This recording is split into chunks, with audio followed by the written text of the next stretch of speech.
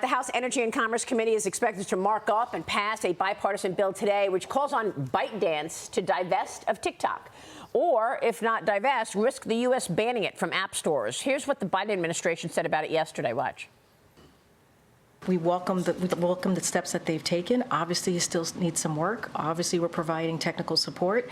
And once it gets to a place where we think, to your point, it's on legal standing and it's in a place where it can get out of Congress, then the president would sign it. But we need to continue to work on it, obviously. Meanwhile, the president is still using TikTok for campaigning. Joining me right now is Hudson Institute Senior Fellow, Atlas Organization founder, and the author of China's Vision of Victory, Jonathan D.T. Ward. Jonathan, good to see you. Thanks very much for being here. Your new book, The Decisive Decade, talks about what the United States should be doing in terms of addressing this incredible threat of communist China. In terms of TikTok, how dangerous do you see it? And what about the hypocrisy of saying it's dangerous, and yet this administration is using it to reach young people during this campaign season?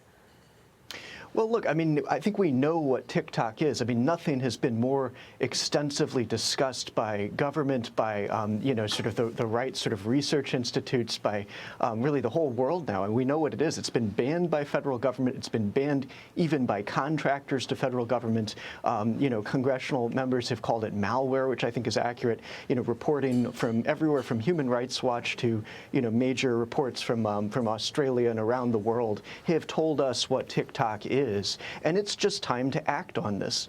I think Congress wrote a good bill. It's got bipartisan support. The real test in my mind at this point for America, I mean, we're dealing with this global grand strategy of the Chinese Communist Party. But if we're unable to simply execute the important stuff right here in front of us, what kind of future have we really got in this grander contest? And, something like TikTok, the problem, as I've always said on your show, Maria, the problem is ByteDance. And, that's where Congress is going. I mean, ByteDance is known to be at the very center, at the heart of China's own surveillance system. The human rights abuses that they have undertaken have everything to do with domestic roundups of dissent to suppression in Hong Kong, and their partnerships with all sorts of other Chinese companies that are really constitute the Chinese surveillance states and human rights abuses and atrocities. So that entire system that the world is aware of, ByteDance is part of that. It's here, and we need to get rid of it. So, Congress has put something here that I think would move that forward. And another side to this, of course, is the aggressive lobbying and marketing campaigns. I mean, we see it every night. We see it during presidential debates. We're probably going to see it tonight on the State of the Union. There'll be TikTok ads. I mean, America's seen them everywhere. So, there was something else that I thought was interesting recently where congressional members said that they would close the doors to any lobbying firms, major lobbying firms that were working with Chinese companies. And a lot of those companies were, things like DJI, the drone company, or, ones in the biotech sector. But does that include Tony Podesta? I wonder if that includes Tony Podesta's firm, which is a lobbying firm. John Podesta's brother. ByteDance is a major American operation going on, and I think that's something that people need to focus on, too. I want to get your take on this. Don't invest in China, says Goldman Sachs' wealth management CIO. This was just this week. The chief investment officer of Goldman is saying to clients, our view is that one should not invest in China. Just a bit ago, you had Larry Fink pushing some of these Chinese stocks. And finally, now it looks like Goldman is getting religion. Even as China blames its poor economy on the United States and tensions, the foreign minister of China blaming the United States for making bilateral tensions worse on the sidelines of China's 2 sessions earlier today. He's accused the U.S. of failing to fulfill promises, saying America is, quote, obsessed with suppressing China. You know that the National People's Congress is underway in China this week, and the premier announced that Beijing will boost its military spending by 7.25% this year, Jonathan. He also said China is vowing to resolutely oppose separatist activities aimed at Taiwan independence and external interference. I spoke with the State Department, former State Department spokesperson Morgan Ortagus yesterday. She was here on this program discussing the national progress underway right now in China. Watch this. We don't believe dictators when they say what they're going to do, right? Whether it's Putin clearly saying that he's going to invade Ukraine and the administration missed all the warning signs. The same thing with China. And Xi Jinping speaks very bellicosely. What came out of the Party Congress is that the language that they used to use on Taiwan, which talked about peaceful reunification, is no longer there. So Xi Jinping definitely has his sights set on, I mean, he wants Taiwan like he wants his next breath. Jonathan, your thoughts on what's going on in the People's Congress this week in China and also Wall Street, whether or not this is a tipping point to hear Goldman Sachs say China is uninvestable. Well, look, I'm glad that someone at Goldman is listening. I mean, very important, bank. And if a few of the big banks can lead on this and really get a grip in terms of what their risk exposure is and what the sort of entire risk in the economic system is, then that's going to be a major step forward. I mean, the next big thing we have to do is shut down as much investment as we can into China. And meanwhile, turning to the National People's Congress and Wang Yi and the work report by Li Qiang, which I think is actually very important to read in depth. It's essentially an update.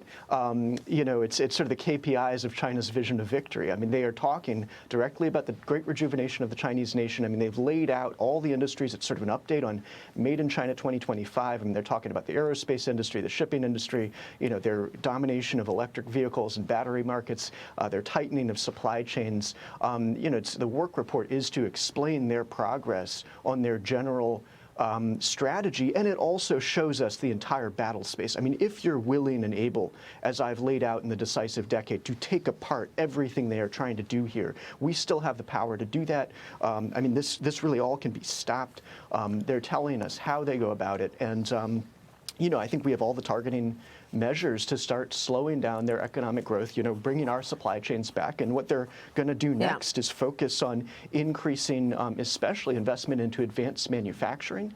So a lot of this depends really on whether or not we're able to rebuild the U.S. industrial base, do that with our allies, and ensure that China, sort of diminishes its share of global output. I mean, that's going to be very important. And I thought something else that was interesting was they laid out their, their official estimate of their GDP in 2023, and it came in at about 17.5 trillion, which is significantly less than ours. So we are winning the battle for GDP. And the way I see it, as long as we can maintain that delta, I mean, if we can get them down to about 50% of U.S. GDP, I mean, they're at 65 now, but they're starting to drop for the first time. That's going to be a big difference. On the other hand, what they're also talking about is taking down the barriers to foreign investment in specific sectors. Right. So they want to take market do. access restrictions down from manufacturing, and we can't prop that up. I mean, we're going to have to pull our capital out of China, and that's how we change the game. It's interesting. They want to have more foreign investment. Meanwhile, they've got their companies trading here in the U.S., even those that are sanctioned.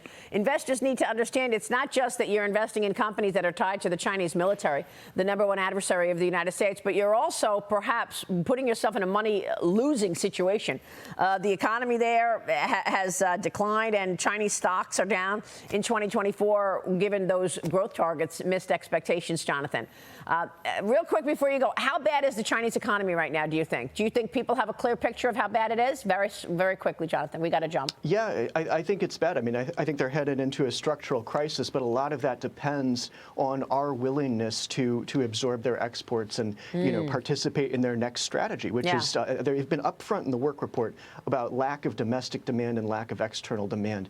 But we can't give them that. I mean, it's really our markets that are going to drive their salvation. They are in the United States, the deepest and most liquid capital markets in the world. Jonathan, thank you.